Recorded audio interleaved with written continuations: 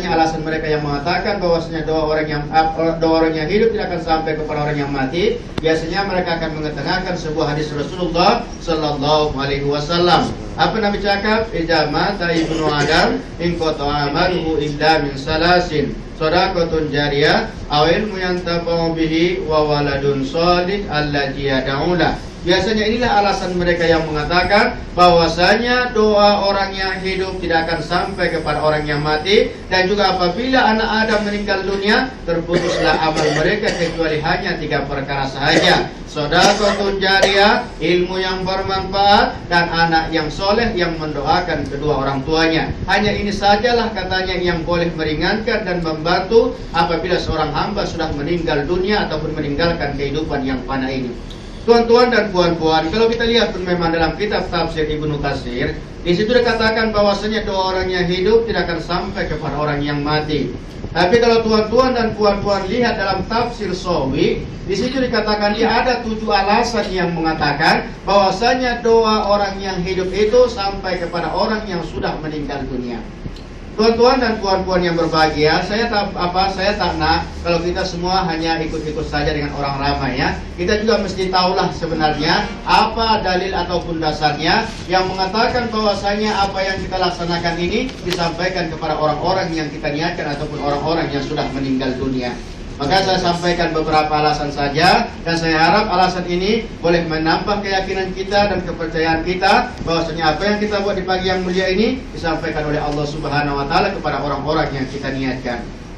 Yang pertama, dia cakap dalam kitab tafsir itu, tuan-tuan dan puan-puan, di mana kalau ada orang yang meninggal dunia, khususnya di tempat kita dululah saya berikan suatu contoh. Di mana kalau ada orang yang meninggal dunia, biasanya sebelum dia dimakamkan ataupun dikuburkan, maka akan ada sepatah 2 kata daripada ahlul musibah ataupun ahlul bait, di mana dia akan mengucapkan satu kata, tuan-tuan dan puan-puan para handai tolan yang datang daripada jauh dan datang daripada dekat, sesungguhnya Allah yarham daripada sipulan bin sipulan ini telah berpulang ke rahmatullah. Maka oleh karena itu, selama dalam hidupnya beliau mempunyai yang namanya kesalahan, baik yang disengaja ataupun yang tidak disengaja, maka pada saat ini daripada pihak Allah yarham mengucapkan ribuan maaf yang sebesar-besarnya kepada tuan-tuan dan puan-puan dan para handai tolan. Apakah sipulan ini boleh kita maafkan? Ada tadi sampaikan macam itu, perminta maafan daripada orang yang sudah meninggal dunia. Tuan-tuan dan puan-puan hadirin semua cakap maaf, kita maafkan. Kemudian juga dia cakap sesungguhnya sepulan ini dalam hidupnya mungkin mempunyai yang namanya salah ataupun yang namanya hutang piutang yang belum terselesaikan.